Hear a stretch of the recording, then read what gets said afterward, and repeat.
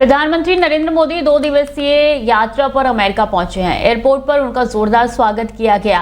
वो आज राष्ट्रपति डोनाल्ड ट्रंप के साथ द्विपक्षीय बैठक करेंगे। खबर है कि इस दौरान दोनों नेताओं के बीच कई अहम मुद्दों पर वार्ता संभव है। ऐसे में ट्रंप के दूसरे कार्यकाल के लिए ये पदभार संभालने के बाद उनकी पीएम मोदी से पहली मुलाकात होगी। पीएम नरेंद्र मोदी ट्रंप के निमंत्रण पर अमेरिका की यात्रा कर रही हैं। पीएम मोदी के आगमन से पहले ब्लेयर हाउस में अमेरिकी ध्वज की जगह भारतीय ध्वज लगाया गया। आज सुबह वॉशिंगटन पहुंचने पर प्रधानमंत्री का गर्मजोशी से स्वागत किया गया। प्रधानमंत्री मोदी 12 और 13 फरवरी को अमेरिका की अपनी यात्रा के दौरान ब्लेयर हाउस में ठहरेंगे। पीएम मोदी ब्लेयर हाउस पहुंचे हैं। वहां एक चित्र भारतीय समुदाय का अभिवादन स्वीकार किया है। काफी संख्या में भारतीय समुदाय के लोग वहां उनके स्वागत के लिए पहुंचे थे। इनमें से कुछ लोग भारत माता की जय और मोदी मोदी के नारे भी लगाते हुए नजर आए।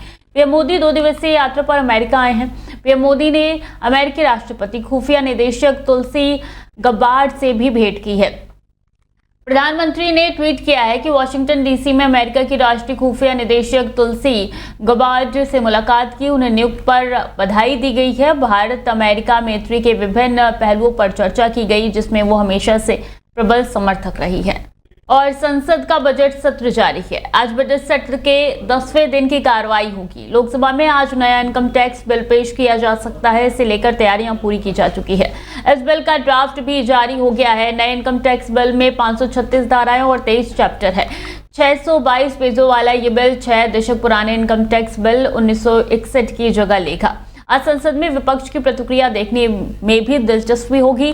संसद के बजट सत्र से जुड़े बड़े अपडेट जानने के लिए और ऐसे में बड़ी चीजें निकल के आज सामने आ सकती है, जो लगातार हम आप तक पहुंचाएंगे। लोकसभा में बिल पेश किए जाने के बाद इसे विस्तृत चर्चा के लिए संसद की स्थायी समिति के पास भेजे जाने की संभावना है। प्रस्तावित कानून में कर विवादों के मामले के शीघ्र निस्तारण के लिए नए प्रावधान किए गए हैं। वर्तमान में पिछले साल यानी कि 2023-24 में अर्जित आय के लिए कर का भुगतान निर्धारण साल में किया जाता है। इस नए विधेयक में पिछले साल और निर्धारण साल की अवधारणा को हटा दिया गया है और सरलीकृत विधेयक के तहत केवल कर वर्ष लाया गया है। माघी पूर्णिमा स्नान के साथ अब विश्व रिकॉर्ड बनाने जाने की तैयारी शुरू हो गई है। इसके लिए Guinness book of world record की टीम भी यहां पहुंच चुकी है। मेला प्रशासन भी इसके लिए कमर कसकर तैयार है। विश्व की अमूर्त धरोहर महाकुंभ में अभी तक 48 करोड़ से ज्यादा लोग स्नान कर चुके हैं। यह दुनिया का सबसे बड़ा समागम पहले ही बन चुका है। मेला प्रशासन ने अब पहले से घोषित 4 विश्व रिकॉर्ड बनाने की योजना पर अमल शुरू कर दिया है। शुक्रवार से इसकी शुरुआत होगी। पहले दिन 14 फरवरी को संगम क्षेत्र में 15,000 सफाई कर्मचारी एक साथ गंगा तट पर 10 किलोमीटर में सफाई करेंगे। कुंभ 2019 में 10,000 सफाई कर्मचारियों ने एक साथ झाड़ू लगाकर रिकॉर्ड बनाया था। अपने ही इस रिकॉर्ड को तोड़कर मील का नया पत्थर गड़ा है। इसके अगले दिन 15 फरवरी को 300 कर्मचारी नदी में उतरकर सफाई अभियान को रफ्तार देंगे। रिकॉर्ड की श्रृंखला में ही 16 फरवरी को त्रिवेणी मार्ग पर 1000 ई रिक्शा चलाने का रिकॉर्ड भी बनेगा। 17 फरवरी को 10,000 लोगों के हाथ के छापे लेने का रिकॉर्ड भी बनाया जाएगा। मेलाधिकारी विजय किरण आनंद ने बताया कि चारों रिकॉर्ड बनाने की सभी तैयारियां पूरी कर ली गई है। Guinness book of world record की टीम भी पहुंच चुकी है। उन्हीं की देखरेख में प्रक्रिया पूरी की जा रही है। बता दें कि प्रयागराज में 2019 में कुंभ में भी 3 रिकॉर्ड बनाए गए थे, जिन्हें गिनीज वर्ल्ड रिकॉर्ड्स में रखा गया है। इनमें से 500 से ज्यादा शटल बसें चलाकर सबसे बड़ी यातायात व्यवस्था का संचालन संबंधित रिकॉर्ड बना था। फतेहपुर जिले में महाकुंभ जा रहे श्रद्धालुओं के साथ बुधवार तड़के हुए हादसे को सोचकर ही लोगों की रूह कांप गई है। हादसा किसी फिल्मी सीन से कम नहीं था, जिसमें चालक की मौत के बाद वाहन हाईवे पर दौड़ रहा था। दुर्घटना के बाद 12 मिनट तक सवार श्रद्धालुओं की सांसें मिनी बस में छटपटाती रही। घायल श्रद्धालुओं को लग रहा था कि उन्हें मौत खींचकर ले जा रही है। अब तो जिंदगी भगवान के भरोसे ही है। ट्रॉलर से भिड़ने के बाद चालक समेत 4 की मौत हो गई है। मिनी बस का आगे का बम्पर और अन्य हिस्सा ट्रॉलों के पीछे फंस गया। धमाके की आवाज आई। सभी यात्री एक दूसरे पर गिरे हैं। किसी का सिर और किसी की नाक कट गई है, टकराई है।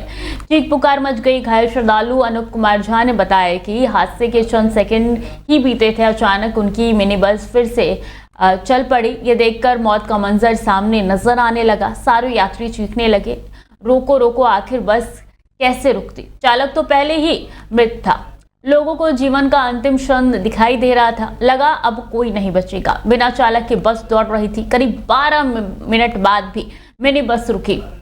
सभी यात्रियों ने राहत की सांस ली और भगवान का शुक्रिया अदा किया। ट्रैवल के अंदर चारों तरफ से खून फैला था। सारे कांच और सीट तक टूट गई थी। चालक सीट और गेट पर खून फैला दिखा। अंदर यात्रियों का सामान अस्त व्यस्त पड़ा था। भीषण हादसे में ट्रैवलर की आगे का हिस्सा पूरी तरीके से क्षतिग्रस्त हो गया।